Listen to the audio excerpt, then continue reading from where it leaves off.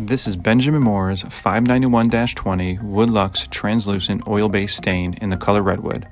I'll first apply it to a piece of red cedar, then pressure treated, and finally to a piece of white cedar. Stick around to the end to see them all dry.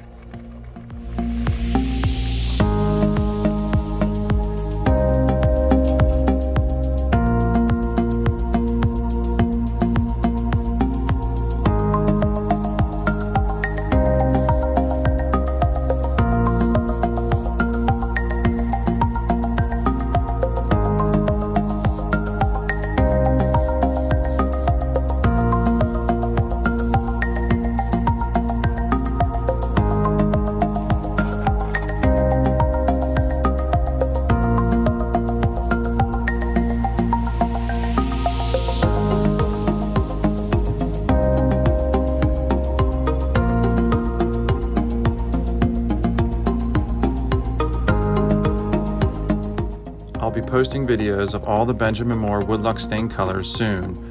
If you're interested in seeing those, hit like and subscribe and turn on notifications.